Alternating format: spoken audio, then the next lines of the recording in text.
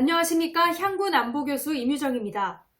지난 주간에 있었던 국내외 주요 안보 관련 뉴스를 국내, 미국, 북한, 주변국 순으로 전해드리겠습니다. 먼저 국내 관련 뉴스입니다. 최종건 외교부 제1차관과 웬디 셔먼 미 국무부 부장관이 16일 워싱턴에서 한미 차관회담을, 17일에는 한미일 3국 차관회담을 갖고 한국전쟁 종전선언 및 대중전략 현안을 논의했습니다.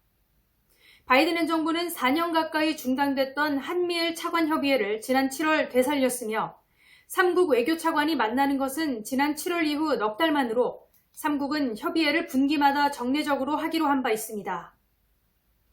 미 국무부는 한미동맹이 인도태평양 및 그 이상 지역의 평화와 안보, 번영의 핵심 축이라는 걸 재확인했다고 밝히고 한미일 협력이 21세기의 국제적 도전 대응에 필수적이라는 점을 강조했습니다.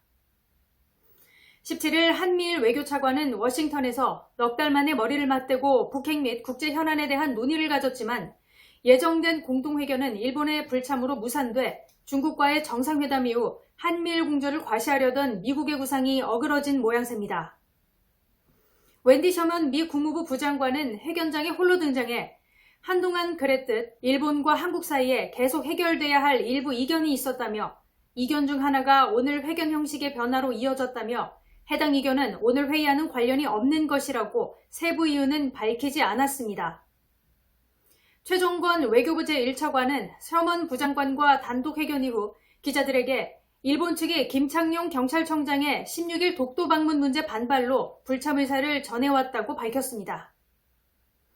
외교부는 이날 보도자료를 통해 한미 차관은 종전선언을 포함한 한반도 평화 프로세스의 진전 방안에 대해 소통과 공조가 빈틈없이 진행되고 있다는 것을 평가하고 북한을 대화 테이블로 견인하기 위한 실질적 방안들을 지속적으로 협의해 나가기로 했다고 밝혀 막바지 협의 중인 것으로 알려진 종전선언과 관련한 추가 논의가 이루어진 것을 언급했습니다.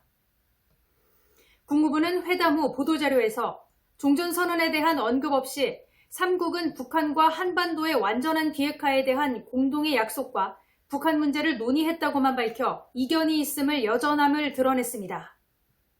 공동회담 무산 후 최 차관과 모리 차관은 한일 별도로 회담은 예정대로 진행해 양국 현안을 논의한다고 발표했습니다. 다음은 미국 관련 뉴스입니다. 바이든 대통령과 시진핑 중국 국가주석이 10개월 만에 처음으로 화상 정상회담을 가졌습니다.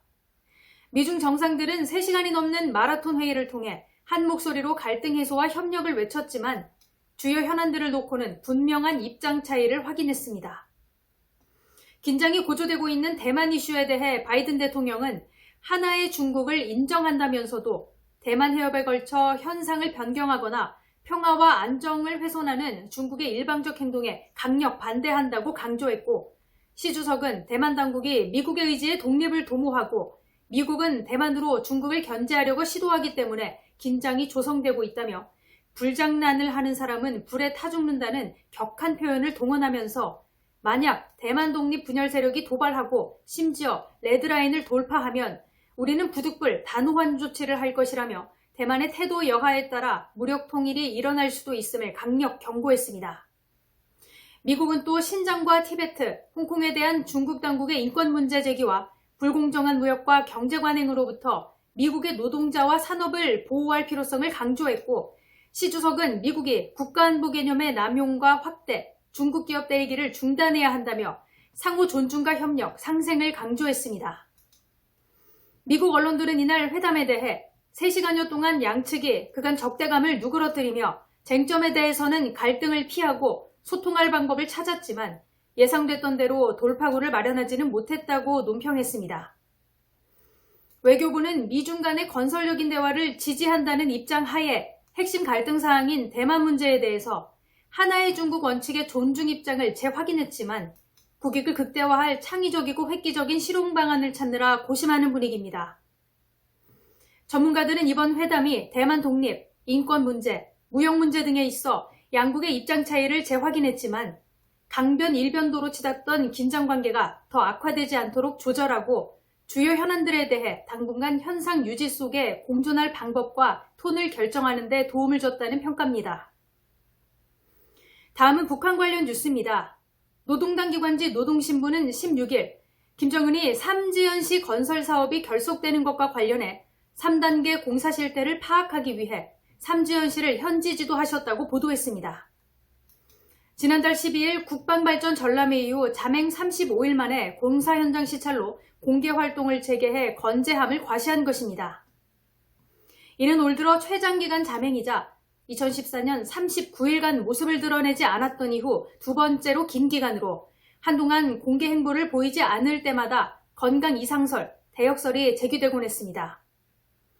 전문가들은 김정은이 올해도 보름 이상 공개 활동의 모습을 드러내지 않은 것이 8번째며 과거에도 공개 활동 등이 보도되지 않았지만 별다른 이상 없이 등장한 사례가 빈번한 데다 체중을 감량하는 등 건강 면에서도 신경을 쓰고 있어 건강에는 별 이상이 없는 것으로 판단하고 있습니다.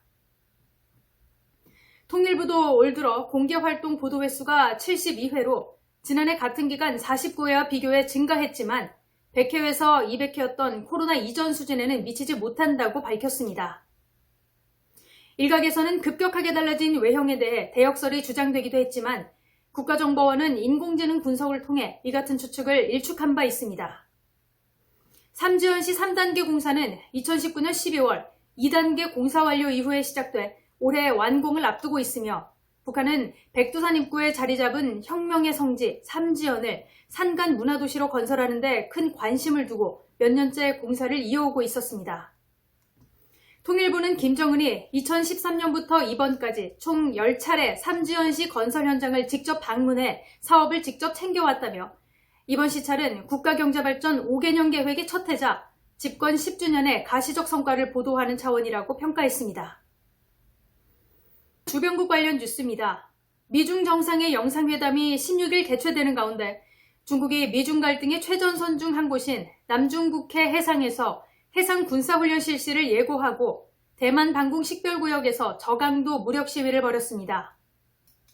13일 중국 해사국 항행안전정보를 통해 13일부터 16일까지 남중국해 일부 해역에서 군사훈련이 실시된다고 해당 해역 내 4개 지점을 적시하고 이 해역으로의 선박 진입을 금지한다고 밝힌 바 있습니다. 타이완 국방부는 회담일 중국 전투기 2대와 조기 경보기 1대 등 총 8대의 군용기가 타이완 방공식별구역에 진입해 초계기 파견, 미사일 추적 등으로 대응했다고 발표했습니다. 남중국해와 대만 독립 문제는 미중 갈등이 우발적 무력 충돌로 이어질 수 있는 뜨거운 감자의 하나로 꼽히는 지역으로 양측은 미중 정상회담 중에도 신경전이 고조되는 분위기입니다. 일본 해상자위대는 16일 남중국해에서 처음으로 잠수함과 구축함 초계기 등이 참가해 미 해군 구축함과 연합훈련을 실시했다고 이례적으로 공개했습니다. 미국은 중국이 베트남, 필리핀 등 동남아 국가들과 갈등하며 영유권 주장을 강화해온 남중국해 해역에 선박의 자유로운 통항을 보장해야 한다며 군함을 파견하는 이른바 항행의 자유작전을 계속하고 있으며 중국은 이에 강하게 반발하고 있습니다. 이번 훈련은 미중 정상회담이 열리고 있는 가운데 첨예하게 대립하고 있는 남중국해 영유권과 대만 독립 문제에 대해 중국이 미국에 보내는 강력한 메시지의 견제를 위한 미일 연합훈련 성격으로 보입니다. 이상으로 향군 주간한본 뉴스를 마치겠습니다. 감사합니다.